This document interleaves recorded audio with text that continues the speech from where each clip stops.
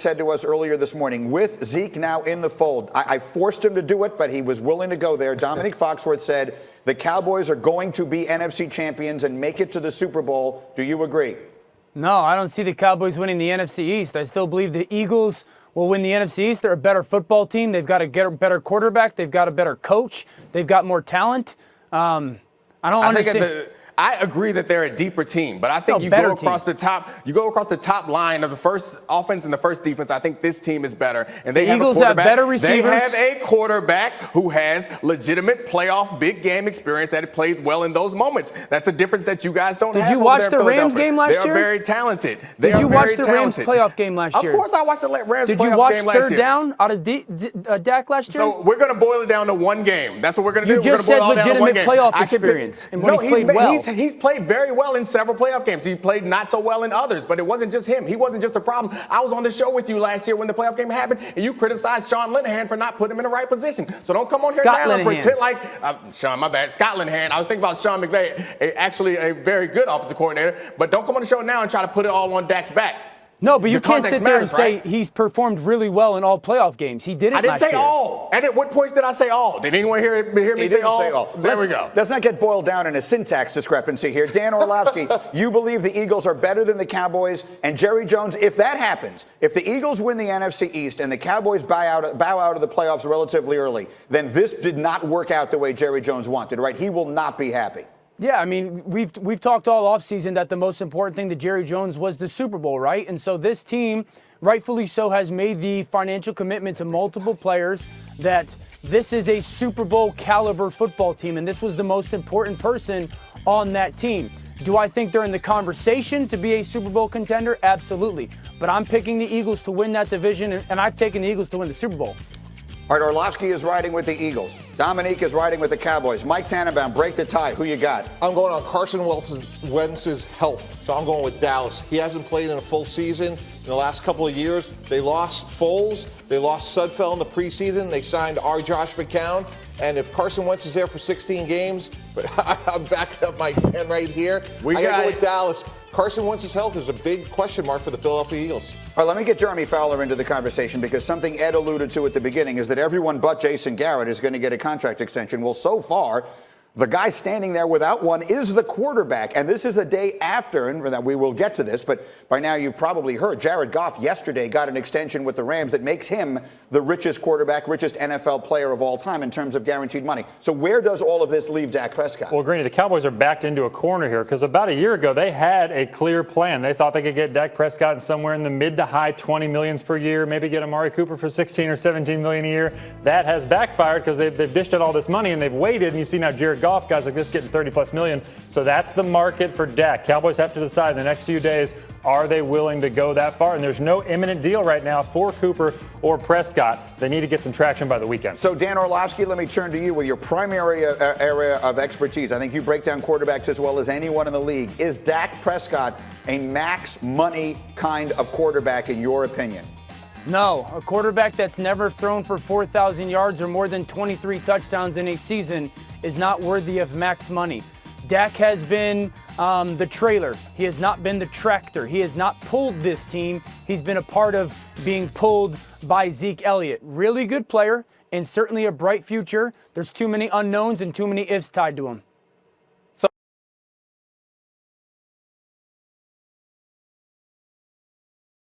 So easy to do when you don't have to make the decision. So you're sitting in there. Let's say that Dak Prescott comes to you and says, I want to be a max player, or I want to be the highest paid quarterback in the league, or I'm going to walk. What are you going to do? You're going to sign him, or you're going to start over and try to find a new quarterback in the draft? Listen, I didn't say it was easy, and I understand that he has leverage now with the Carson Wentz and the Jared Goff deal, and he has empirical data that proves his point, and so do his agents. I didn't say it was easy, but my answer is, if I had to sit here and say, am I going to pay Dak Prescott $34 million, it's really hard for me to sit there and say, yes, I feel comfortable doing that. Greeny, you've heard me say this. You don't hurt yourself in the NFL by paying great players great player money. You hurt yourself by paying a good player. Quarterbacks who throw for 3,800 yards and 23 touchdowns in a season right now in the NFL, those are good players. If you pay him great player money, you've now raised the expectation level and expect something I've never seen from you. That is my biggest concern with Dak Prescott. All right, so I happen to have someone who's had to make these hard decisions here. You're both acknowledging these aren't easy decisions to make. Mike Tannenbaum, if you're sitting in that room, give me what you're weighing, the factors you're weighing before you give Dak Prescott, if you do, $35 million. Yeah, I'll tell you what, both Dan and Dom are right. And that's what's so hard about being a GM, which is he's a good player, but what's instructive is the market. Kirk Cousins was a B player that got an unbelievable deal. And if Dak Prescott makes it out there as a young, playoff-winning, durable quarterback, he's going to get paid a lot of money. Even as I agree with Dan, he may be a B or a B+.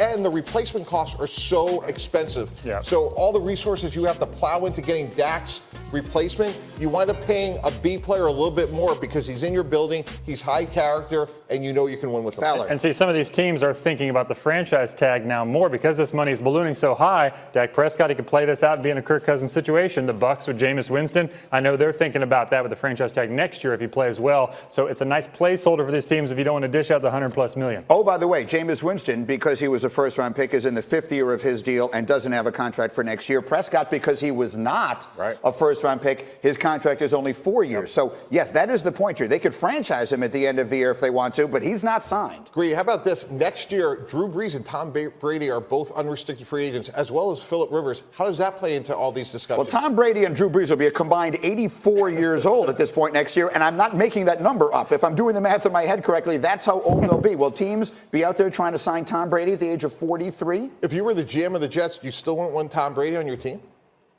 No, absolutely not. I'd much rather lose without him than win with him. I mean, guys, I'm kind of fan. You give him a 2-year deal to the Dan, jump in here. Another thing that comes into play here, too, is we all know in the NFL, and Mike, you know this great, that the quarterback and the head coach are tied together, right? Jason Garrett, again, is coaching for his job. If the Cowboys make a commitment to Dak and the season does not go the way that they want it to and they decide to move on from Jason Garrett, you might shrink the pool of head coaches that you're willing to, that want to come to your team, because there might be some coaches that go, I don't think Dak Prescott is a franchise quarterback or the quarterback that I want leading my team. And so you might minimize, we've all tied Lincoln Riley to that job potentially. We don't know what Lincoln Riley thinks of Dak Prescott. What happens if you sign Dak, move on from Jason Garrett, and then you want to hire this head coach, but he goes, I'll come, but I don't want Dak as my quarterback. There's another layer to that as well. It's a very good point. And so, Dan, I'm going to throw it back to you. Nick, I'm changing plans here because I need to follow up on that. We all believe that if things go badly in Dallas this year, Jerry will throw a fortune of money at Lincoln Riley. So you tell me, you know what Lincoln Riley's offense looks like. Is Dak Prescott the right quarterback in it?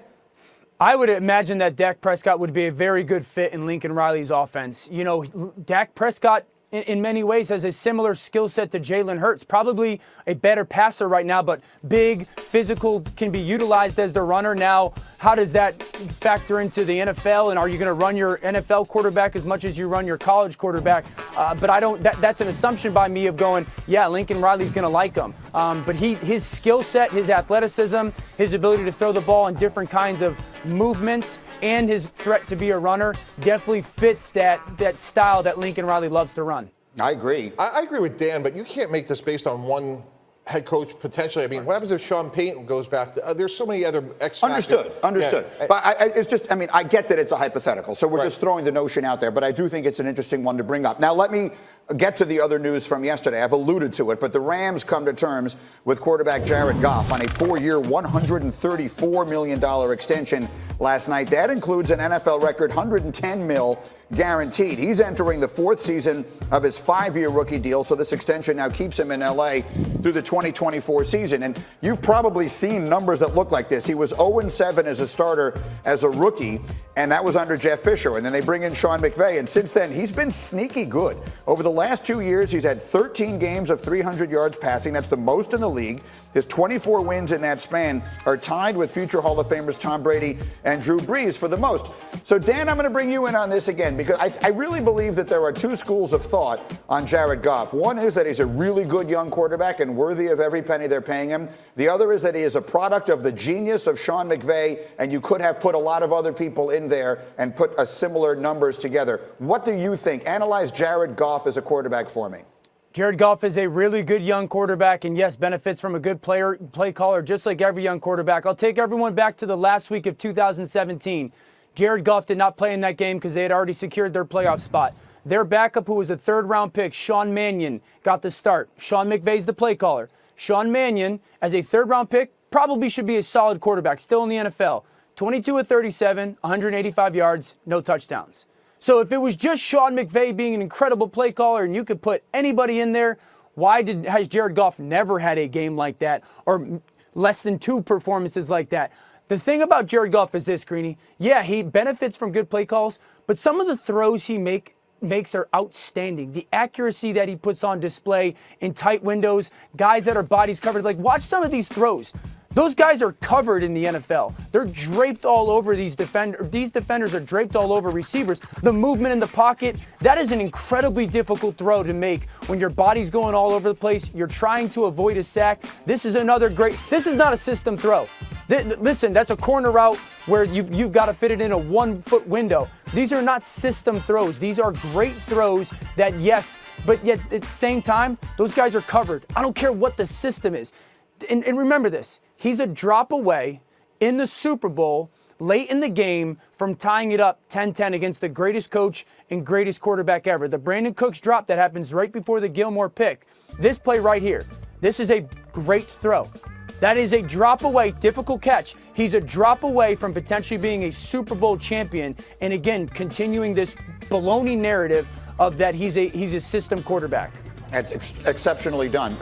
Danny, thank you very much. Let me bring it here to you. Fox, you agree or disagree? I certainly don't think he's a system quarterback. I think both things can be true, is that he's benefiting and he's also very good. I also believe that he deserves to get paid as much as he does. But I think that that's Dan's boy, and Dan's going to look out for his homeboy, and he's going to look out for him in a way that's different than the way he talks about Dak Prescott, because I think you could put together a highlight tape of Dak Prescott's great balls. Also, I love Dan. Dan's a good man, but, I mean, let's be honest. That's your dog, right?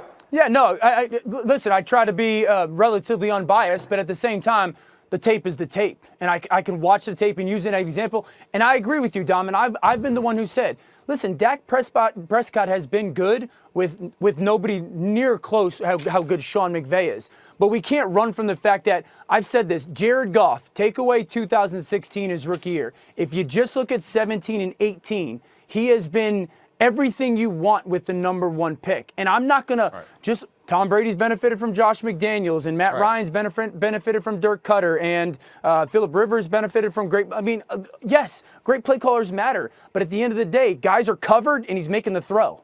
Listen, and I think we could all agree, Patrick Mahomes has benefited greatly from being in an extraordinary circumstance. Yeah. A lot of times quarterbacks are products of the place that they wind up being. The big thing that surprises me is that no one is surprised today. And I'm one of the people who feels like he deserves the money. But if you would have asked me 2 weeks ago that the number 1 paid quarterback in the league was going to be Jared Goff, I'd be shocked. So I'm not upset that he's getting paid. I'm happy he's getting paid. I think he should have gotten an extension. I don't think they should have sent him away and tried to build around some other quarterback around McVay. But I'm shocked that he is the highest paid quarterback in NFL history. Jeremy, well, the thing is, the deal is actually fairly reasonable. The number's gaudy, the $134 million, but they still have to account for those 2 years that he had left on his rookie deal, which makes it about almost $27 million a year if you factor in those 6 total. That's pretty reasonable with the way things have gone. I mean, the Rams can deal with that going off a Super Bowl. But Mike Tannenbaum, I can't help but sit here and think to myself, they paid Todd Gurley, reset the market. Aaron Donald reset the market. Brandon Cooks got a bunch of money, and now Jared Goff. They've got a lot of money tied up in 4 players. Yeah, and again, it's the quarterback, and he's young and he's durable. He took them to the Super Bowl, and again,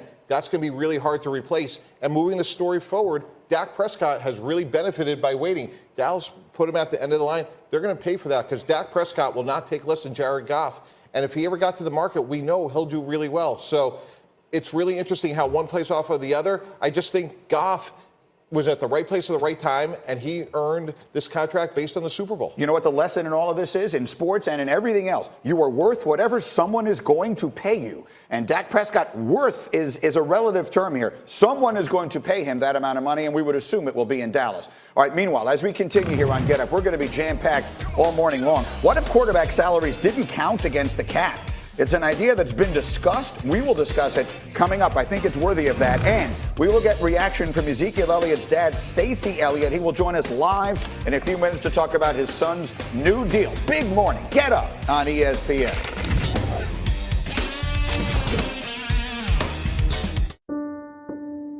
A dazzling place I never knew. A new fantastic point of view. No one to tell us no or where to go. or say we're only dreaming.